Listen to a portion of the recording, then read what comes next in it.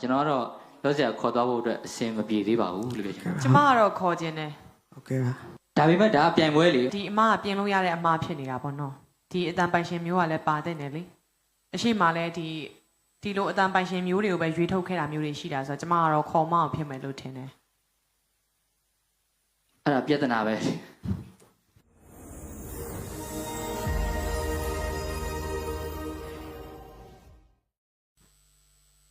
မလီအိုးကန်ကောင်းလို့မင်္ဂလာပါမင်္ဂလာပါရှင်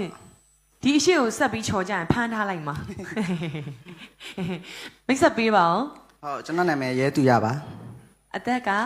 26ဟုတ်လားရန်ကုန်တိုင်းတောင်ကလာမြို့နယ်လာရောက်ရှင်ပြိုင်ဖို့အတွက်ကိုဘယ်လောက်ထိပြင်ဆင်လာလဲရှင်ဒီနေ့ကပြိုင်ဖို့အတွက်ကလေ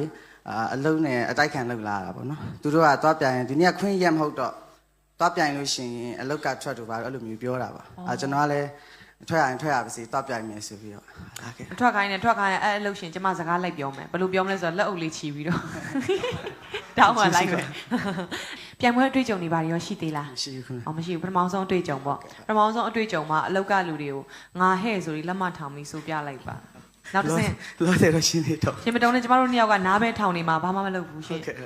ဟုတ်ကဲ့နားဆင်နေမယ်နော်အေးစတော်တဲ့ငါနှလုံးသားမင်းနဲ့တွေ့မှနူလာတယ်ကွဲတော်တဲ့တဲ့ရမင်းရဲ့လဲနဲ့ပြောက်ကုန်ပြီဟောင်းရငယ်တဲ့အိမ်မများအေးစမဲမောင်ငါညာများကျမကိုပီယန်နိုလေးနဲ့ဆိုပေးပါနော်ဒါတီးပေးပါလိုက်ဒီတိုင်းကွက်ကိုဆိုတာခန်းစားချက်ကောင်းတယ်ဒါမဲ့အနောက်ကကြားလိုက်တယ်လို့ပဲမနေ့ဖန်ကောင်းရက်နဲ့စိတ်လောနေလို့နော်ကိုတိုင်မလေးနဲ့ကိုဆိုပါ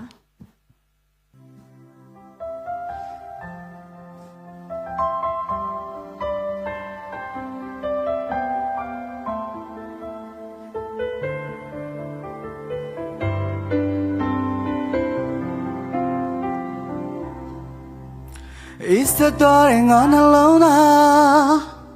မင်းနဲ့တွေ့မှနိုးလာတယ်ကွဲတော်တဲ့ရ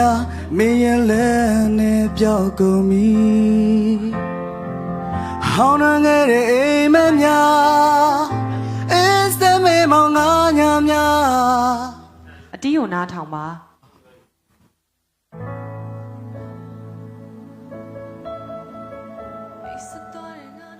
ဆိုလို့ရမမြင်ဘူးလားဟုတ်နည်းနည်းမြင်ပြီပါအတီးကိုနားထောင်ပါနော်နောက်ဆုံးအခွင့်အရေးပေးတာဖြစ်ပါတယ်အတီးကိုနားထောင်ပါရှင်အေးစတော်တဲ့ငါနှလုံးသား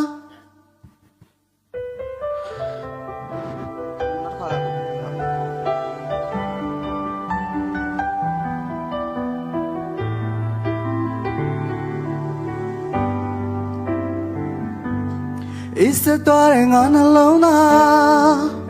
မင်းနဲ့တွေ့မှနိုးလာတယ်ကွဲတော်တဲ့ရမင်းရဲ့လဲနဲ့ပြောက်ကုန်ပြီဟောင်းငယ်တဲ့အိမ်မညာ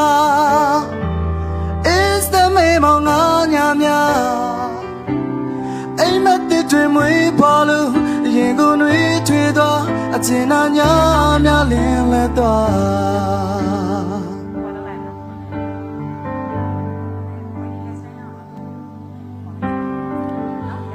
တွေ့ကြတွေကလည်းပန်းနေမင်းလေးပေးတဲ့အာရင်တွေကိုဘွားရဲ့နဲ့တေးပဲဟာမင်းတယောက်တည်းတွေ့ဖြစ်လာတယ်ဘဝရဲ့ခီးကိုတူရှောင်းမယ်စေရဲ့ချမ်းသာများဝင်မယ်အပင်တော်လေးချစ်သူရဲ့တေးကြတဲ့ဖြစ်ဟာကိုနဲ့မင်းနဲ့မခွဲတော့ဘူး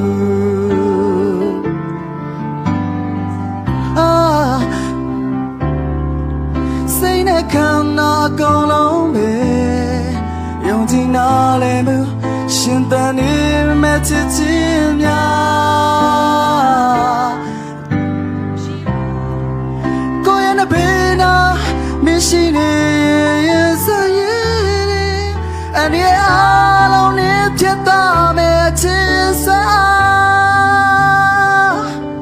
好奇。ရပါပြီပြိုင်ပွဲဝင်အနေနဲ့ကအတန်လေးကတော့ကောင်းတယ်တကယ်ရှေ့ကောင်းတယ်အရန်လဲသဘောကျတယ်အရန်လဲဟိုအတန်ကိုဟိုဖြစ်တယ်ဒါပေမဲ့တခြားနေရာလေးတွေပေါ့နော်ဆိုပါစို့ဥမာဘားလေးတွေဒီဟိုလွယ်သွားတဲ့နေရာလေးပေါ့ဒါပီယန်နိုနဲ့အပေးယူမမြဘူးလို့လည်းပြောလို့ရပါတယ်မမြဘူးဆိုတာကကျတော့ဆိုတဲ့သူအနေနဲ့အတွေ့အကြုံမရှိတာကိုပြောပြတာပေါ့နော်ဒီပီယန်နိုကတော့သူကနဲ့သူအလုပ်လုပ်သွားတာဖြစ်တယ်ဒါကြောင့်မလို့ကျွန်တော်ကတော့ပြောစရာခေါ်သွားဖို့အတွက်အဆင်မပြေသေးပါဘူးလို့ပြောချင်တယ်ကျမကတော့ခေါ်ခြင်းတယ်ဟုတ်ကဲ့ပါကျမခေါ်ခြင်းတယ်ဆိုတာကဒါကဟိုပြောမယ်ဆိုရင်ကြောက်ရိမ့်နှုံးတပွင့်လိုပဲလေဟုတ်ကဲ့ဆိုတဲ့နေုံနဲ့ခေါ်လို့မရအောင်မှန်တယ်ဒါပေမဲ့နောက်တစ်ခေါက်မှကျတော့ဒီ verse 2မှာ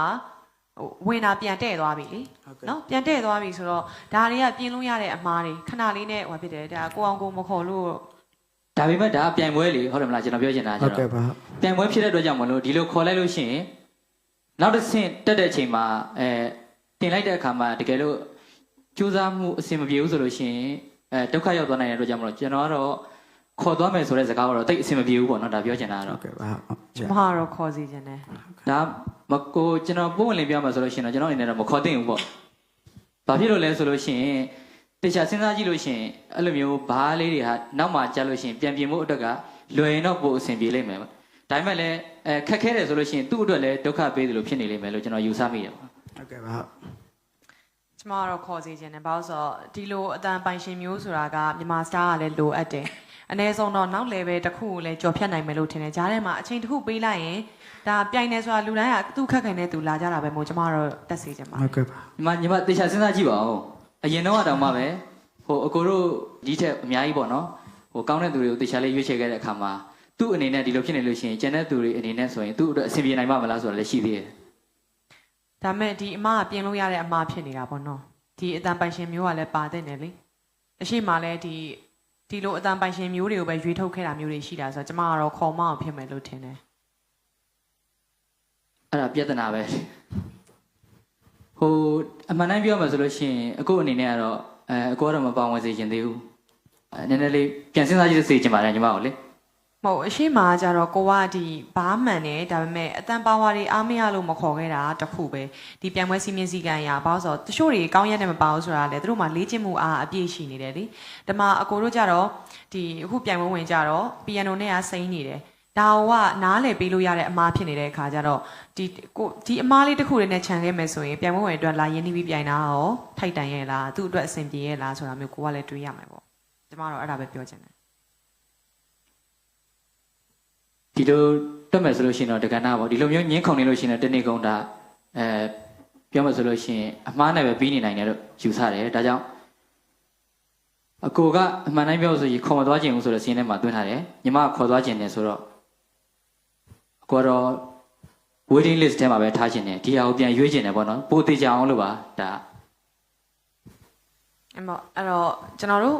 အခုပြိုင်ပွဲဝင်အောင်မဖြုတ်ဘူးအရှိလည်းမတင်သေးဘူးဒါပေမဲ့ waiting list ထဲမှာထားထားမယ်အဲ့တော့ဒီကြားတဲ့ကာလကိုလည်းညင်းခုန်လိုက်ရပြီနော်ကိုတွေနှစ်ယောက်စလုံးညင်းခုန်ရတာတန်အောင်လို့